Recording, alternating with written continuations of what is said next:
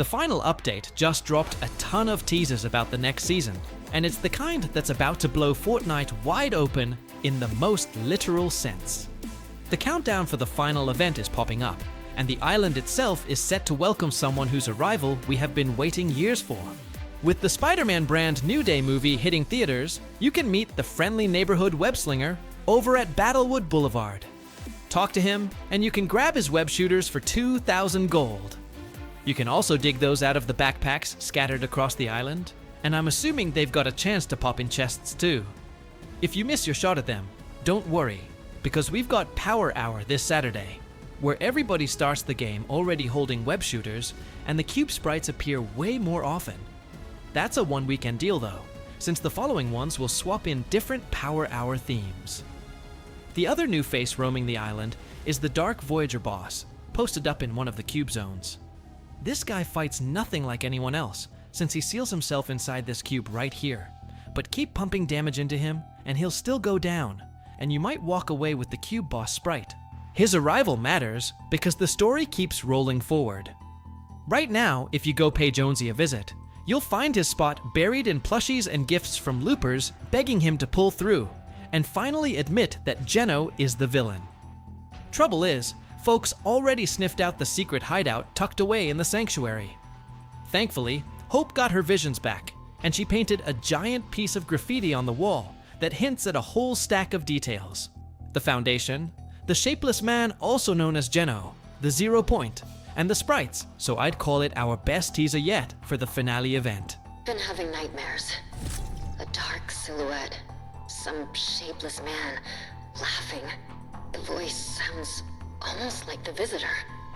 It must be him, Geno. And I don't think we can face him without Jones. Speaking of that finale, it's called Unstable, which as you can probably guess is all about us trying to stabilize the 0 Point right before something goes horribly wrong.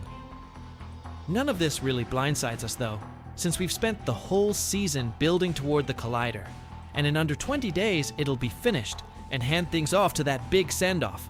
So it's only a matter of days before the whole island figures out the visitor is really Geno, especially now that he's ditched the sanctuary and gone into hiding somewhere. On top of that, talking with Hope reveals she's joined the Seven and taken on the Prophecy name. So yeah, the closing weeks of this season are going to be stacked with story.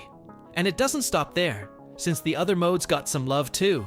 Speaking of things that look good, the Springfield is back, and you can jump into it over in Reload. Just like 6 months ago, we've got the island loaded with the famous spots from the show, plus one that barely anyone has laid eyes on, the Confidential, since it only turned up a single time way back in the final episode of Season 32. The rules inside that building work a little differently though. Once you're in there, you regenerate health, and you're not supposed to shoot anybody, and if you break that rule, you get excommunicated and lit up on the map for everyone to see, with only one player carrying that mark at a time. One more change from the mini-season is that chests will refill with loot, and you'll be able to earn reboots back even while running solo. One more Simpsons tie-in comes through John Wick, since the Battle Pass already lets you unlock his new style. On the collab front, he's far from alone. A whole pile got data mined, like the second wave of Bleach. Addison Rae is in the mix too, and we actually caught a glimpse of her back in the Batman summer trailer. The last one on the radar is Phantom Blade, which Fortnite already teased at their recent showcase. Collabs are also feeding straight into the new Sprites. John Wick has his own, though for now you can only pull it in Reload. And yeah, you'll still be able to run it in the Battle Royale without any headaches. Heads up though, Reload only lets you rock this single sprite, so if you slot a different one, it simply won't load into the match. As for what it does, downing an enemy reveals the location of nearby players. Next on the list is Iron Mouse, and keeping her equipped means you regen health for a stretch whenever your bar drops low. Plus, you float around in zero gravity while that healing ticks. Then there's the llama version, which comes across a bunch of rarities, and having it on gives cracking open an ammo box a shot at upgrading a random weapon sitting in your inventory. After that lands the banana sprite, another one with multiple rarities, and equipping it lets you sniff out the rarest ones nearby. Since the Peely is so clutch for tracking down that kind of loot, It gets its own little mini event running from today through August 5th. That doesn't mean they vanish the rest of the day either, since they'll still surface normally like everything else. The other big shakeup here is the new Crystal category, which like every special variant tacks on an extra ability. This time, every bit of experience your sprite earns hands 50% of that progress to all the others riding in your inventory, so you can level the whole squad in a fraction of the time. Sadly, the piece this update didn't bring, the one everybody was banking on, was the sprites for the contest winners. Originally, only 2 people were supposed to take it, but they bumped the count up to 5 in the end. What that really tells us is, we're getting extraction and sprite content all the way until Chapter 7 wraps. One more neat detail is that the back bling styles for the earlier sprites from last patch finally made it in, and both the Peely and Llama designs can now ride on your Battle Pass skin. Before we drift too far ahead, we've got to swing by the new Festival Pass, which marks the debut of Lil Tecca. He gets his own pass running until October 31st, and his skin shows up in the shop afterward. Over these days, you already know we'll see collab skins like Spider-Man, and we're also getting homegrown ones like the champion Aphrodite, who debuts today. On top of that, Hope should be surfacing soon with her 7 variant, and sidekicks are getting some attention as well, with this dragon confirmed for August 1st. But to understand how the finale event is going to play out, we need to take a look back at Geno's origin. Let's start with his personality and his goals, because that's key to understanding what's going on in the game right now. See, Geno is a scientist who's obsessed with perfection. That's literally why his body stays young even as the years go by. But it goes way deeper than that, because his whole mission to control the entire universe comes from wanting every reality to be flawless, just like him. Over the years, this obsession leads him to discover Zero Point, this insane source of energy that he manages to control through his organization, the Imagined Order, whose whole job is turning the island where Zero Point sits into a battle loop. Every so often, hundreds of people drop into it, and only one can survive, the strongest, the one closest to perfection, the one who's earned a spot in the perfect world Geno dreams of building. But this whole setup creates a lot of problems, because the people fighting on that island have zero freedom, and on top of that, they lose all their memories the second they enter. So eventually, a group bands together to fight back against the Imagined Order, and they're the 7, Geno's biggest threat. For a while, the big bad manages to keep them away from his plans, until one day, Jones, who at the time was working for the Imagined Order, decides to betray his crew and call in the Foundation, the leader of the 7. I know you have no reason to trust me, but... Oh no. Hang on! Let's talk! Let's talk!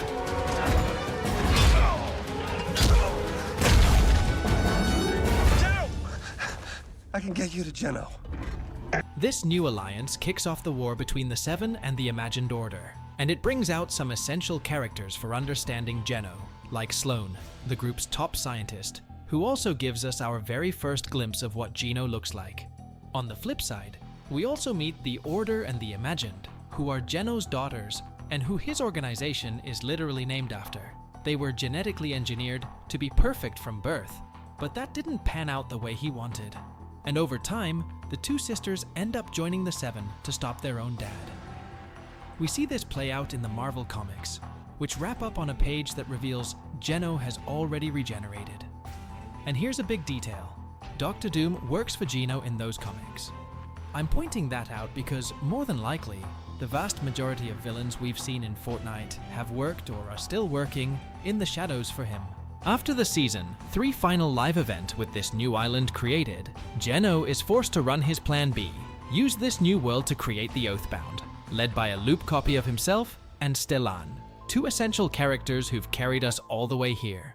Same perfectionist vision, but seen through the lens of a man with honor, represented by a medieval character who only uses battle to protect the world he wants to defend.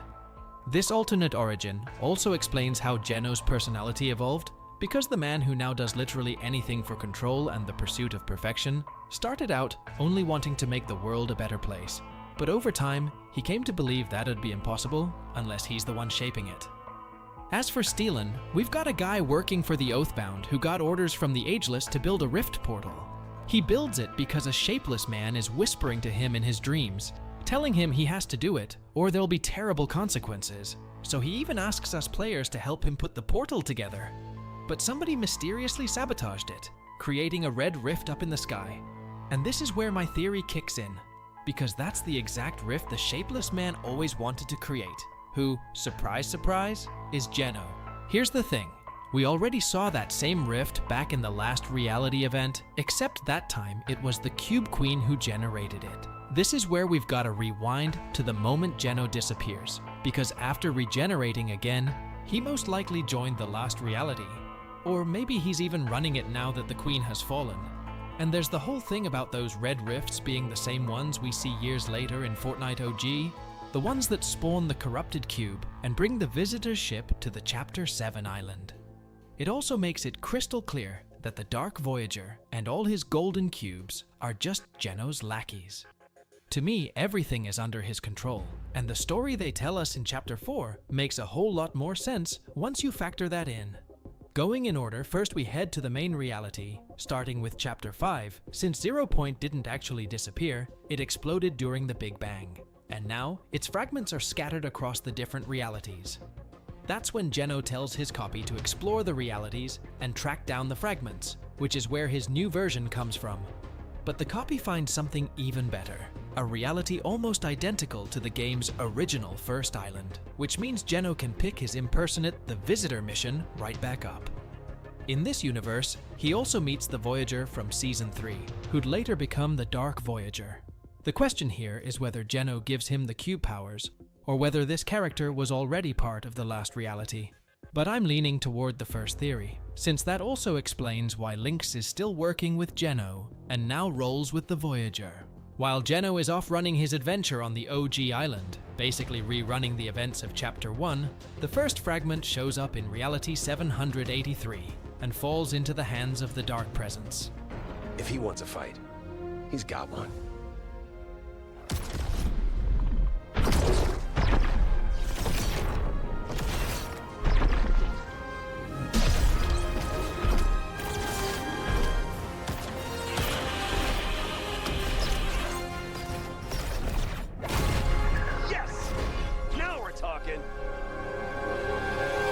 Time to take back our island. After the big battle against that monster, it ends up on the Chapter 7 island. In no time, the Voyager takes control of the first 0 Point shard, while the Seven try to get the band back together to stop him. And that's when Jones and the Order make a mistake. They put out a call to the entire team, because this is the precise moment when Geno's plan finally goes off without a hitch. He shows up from his rocket in Reality OG and joins the team to take it down from the inside, all while making the Seven believe he's helping them fight the Voyager. To top it off, he always advised Jones and the Order not to attack the Dark Voyager, claiming he was way too powerful and that he himself had spent years chasing the guy across the different universes and never caught him. That way, the Voyager got even more time to gather up all the fragments, and that's also when he teams up with the Ice King. And now we arrive at the Shattered event, where we watch this king fight the Foundation, while Geno and the Voyager just keep buying more time to finish their plan. This is when Jones realizes the Visitor was Geno all along, and that the story was about to change. They've reformed the 0 Point. Yes. The mission has failed. Our enemies were one step ahead of us the whole time. How is this possible? Incoming!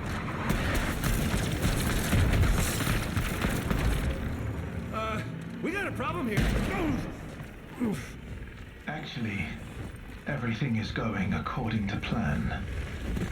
What is this? Geno? It's been you all along? The Seven may still prove useful to me. I fear the same cannot be said for you, Agent Jones. What are your orders, Master? Well, what if I told you that right now in the Fortnite multiverse, there are actually 2 0 Points? After the Voyager dipped from the OG island, it's safe to say he never found the shard he was looking for over there. But we already know that OG has its own 0 Point dimension, which we got teleported to during the Season 5 mini-event. If my theory holds up, there could literally be 2 0 Points existing in Fortnite right now. One in the present day, on the Golden Coast, which the Dark Voyager is trying to patch up using the shards. The other is tucked away in the OG vault. And the kicker? Having them this close to each other could trigger anomalies and paradoxes way gnarlier than anything we saw before. But I'll dive deeper into that on later, so if you're hooked, stick around. One of those anomalies is the Elite's stronghold. It looks like Zadie isn't just recruiting the biggest badasses from across the multiverse, she's also a massive hoarder. Inside the Elite's stronghold, you can spot an imagined order drill, and even cube ore. Add a 0-point shard to that laundry list, and suddenly the Dark Voyager is making a beeline straight there to snatch it. Honestly, it looks like this place used to be an old Imagine order base. At first glance, it just looks like a total lore Easter eggs. But the Elites are actually putting all this junk to work. An excavation drill, cube ore to craft new weapons. I have a gut feeling Zadie knows exactly what she's doing. This collection is the key to something way bigger. While we're still on the topic of the OG mode, let's jump back to the whole 2 0 points thing and break down what kind of chaos could pop off from them existing at the same time. First off, the OG mode is already acting insanely unstable. Red rifts, red cubes, all of this is highly volatile energy that first showed up right here in OG. There's a solid chance this power is directly tied to the second, one, and only 0 point. Technically, this 0 point shouldn't even exist, because the OG dimension itself is essentially a massive glitch in the Matrix, meaning the energy it's pumping out is glitchy too. What's crazy is that back in Season 5, we literally went inside the 0 point dimension, which strongly hints that this OG 0 point is sitting in the vault right now. And don't forget, the red cube was in that dimension too. Whether it was trying to corrupt the place with its energy, or activate something, we still don't know for sure. But the fact remains, it was there. And cubes don't just take casual strolls through dimensions for no reason. It's no coincidence that the red cube, which Jonesy summoned during the 0 Hour event, wasn't part of the last reality simulation plan. It seems like this is a wild card that literally nobody has a leash on. Not the Voyager, not the last reality, nobody.